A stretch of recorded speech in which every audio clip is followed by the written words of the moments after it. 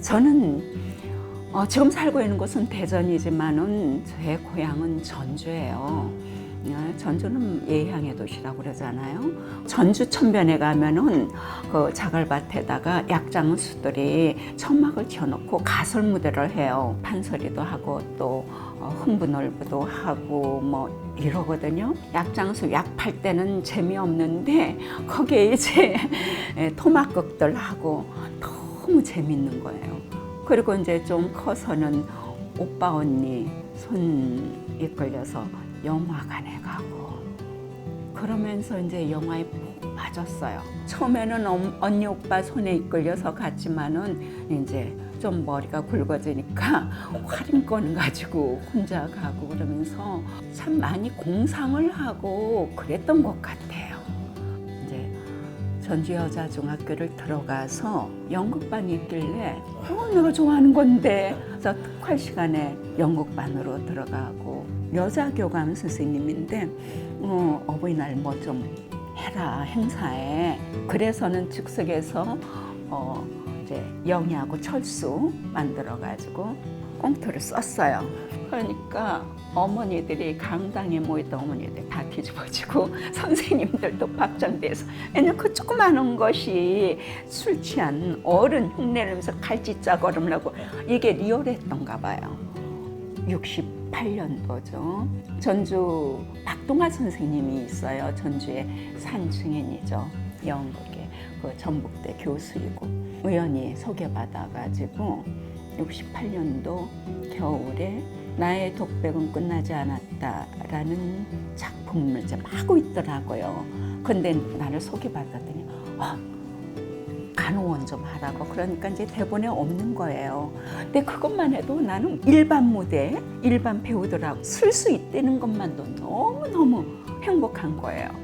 그래가지고 내가 하는 일이라고는 주인공이 아파서 이제 의사 선생님 가면 나는 왕진 가방 들고 따라가는 거예요.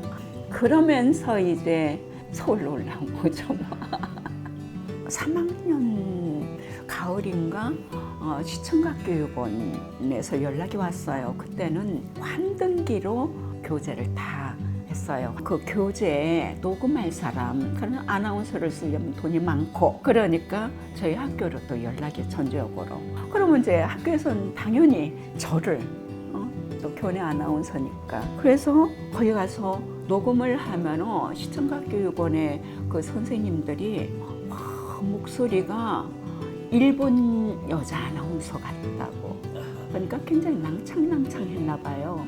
그랬다가 정식으로 교육받은 거는 동아방송 가서 그때 석 달 동안 수습기간 동안에 전영우 선생님이라고 아나운서 중에 유명한 분이 계셔요. 그분한테서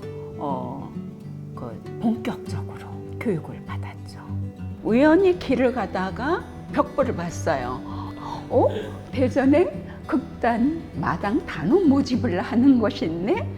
그러고는 전화를 했죠. 그래서 처음 만난 분이 진규태 씨예요. 자기가 단원을 모집하는데 굉장히 화술에 대해서 부족하고 대전에서는 정통 화술을 가리킬 사람이 없다. 단원 모집이 되면은 나를 도와서 좀 강의를 해달라. 그래서 제가 뭔가 도움이 될 수 있는 거라면 얼마든지 도와드리겠습니다. 그랬죠. 앙상블이 활동하고 있었고 그리고 마당이 이제 막 저기 했었고 또 최문희 선생님이 극단이 있는데 극단만 있지 공연은 안 하고 있었어요. 네. 그때 금강을 창단했어요. 그래서 의욕 있게, 활기 있게 좀 어떤 대전에 새바람을 불러일으키자 해서 상당 공연으로 사람의 아들을 공연하고 그래서 뭔가가 새로운 기운이 막 펼칠 때예요. 그랬을 때 제가 저는 이제 사이드에서 진 선생님이 좀 도와달라고 하면은 공연할 때 배우들 가서 화술 지도 좀 하고 그런 식으로 그랬는데 방송, 언론 도움 많이 받고 또 배짱이 있었기 때문에 그리고 어떤 그 제가 어느 뭐 시장이나 누구 앞에 가도 굉장히 오히려 더 강하게 얘기하는 뭐가 있기 때문에 그런 기업체를 찾아갈 수 있지 않았나. 언론을 통해서 이제 제 존재가 드러났고 그러기 전에 또 진규태 선생님을 통해서 이렇게 했던 사람이 대전에 내려왔다. 내가 그 연극인들하고 1대1로 인사를 나누지 않았을 뿐이고 나는 그들을 모르지만 그들은 저란 존재를 다 알고 있었어요. 그랬기 때문에 그 쫑파티를 아주 고하게 했어요. 그랬더니 연극인들이 다 몰려왔어요. 다 와가지고 완전 연극인 잔치가 됐어요.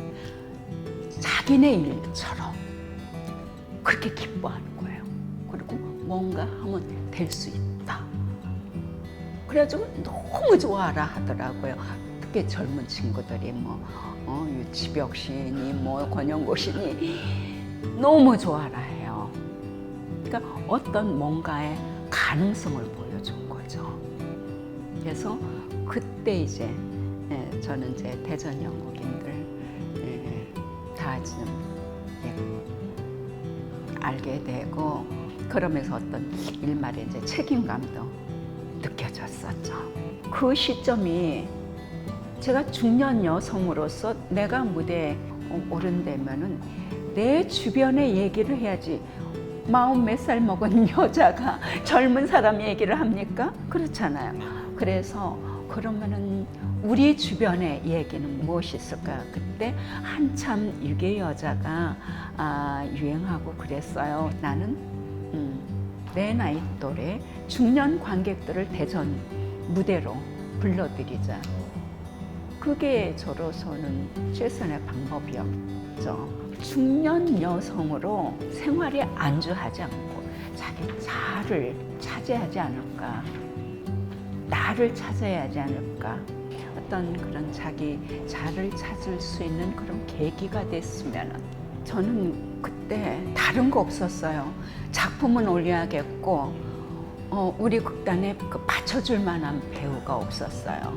그래서 궁여지책으로 생각해낸 게 1인극이었어요. 1인극이었고 그게 얼마나 무서운 길인지를 모르고 겁없이 달려들었는데 너무 또 그게 성공적이었어요.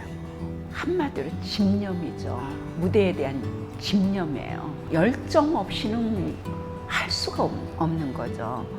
아무튼 공연만 올리면은 사람들이 제 연기에 빠져들어가요. 같이 교감을 하고 같이 울고 배우로서 끝나고 나면 굉장한 희열을 느끼죠. 그거는 에미보다 대사가 굉장히 길어요. 장문의 대사예요. 에미는 대사가 짤막 끊어져요. 그리고 어떤 우리의 정서, 한이 있는 것이기 때문에 스토리가 연관성 있게 그려지는데 이거는 여성의 심리를 파고 들어가는 그런 극이기 때문에 독백조의 대사가 너무 많아요.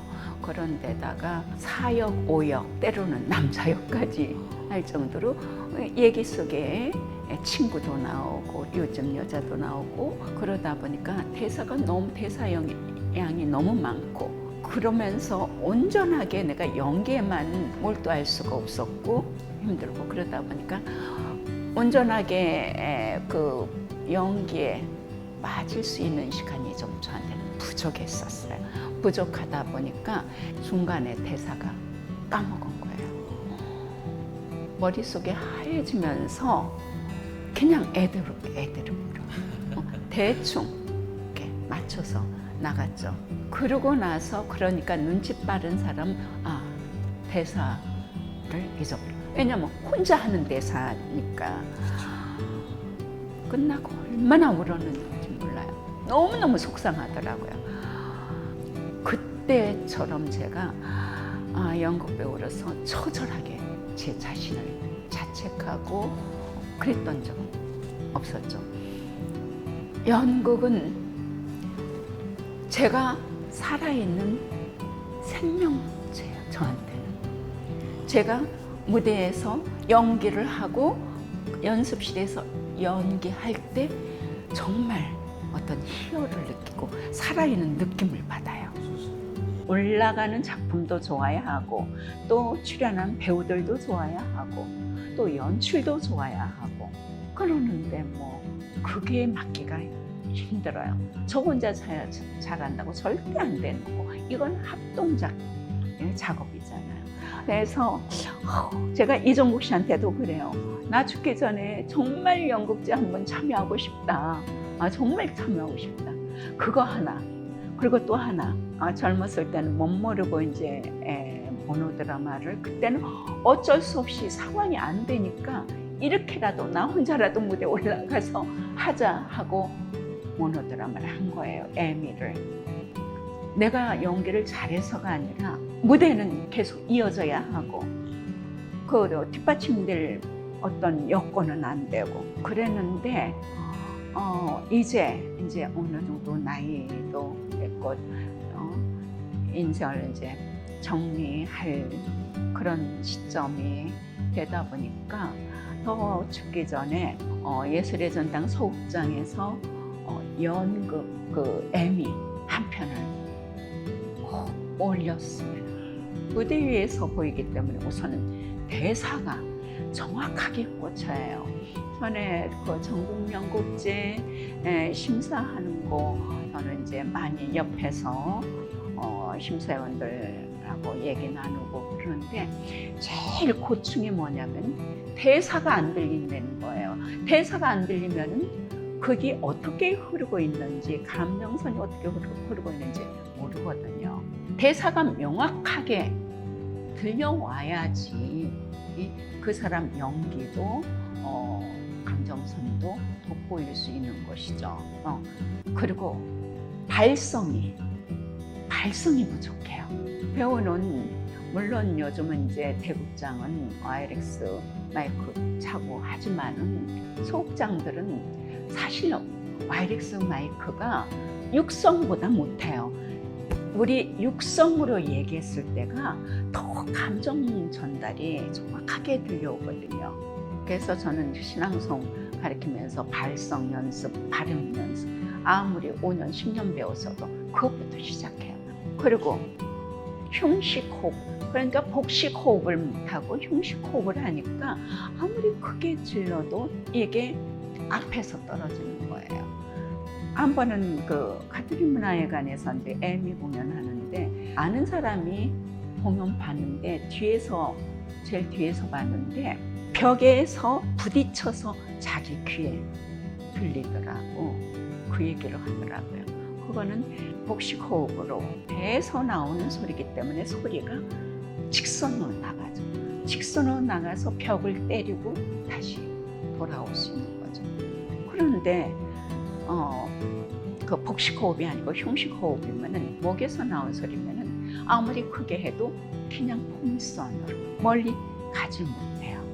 그리고 또 한 가지, 그 젊은 친구들 무대에 서겠다면은 몸 동작에 대한 무용을 배운다든가 아니면 하다못해 탈춤을 춘다든가 그런 작업을 좀 해봤으면 좋겠어요.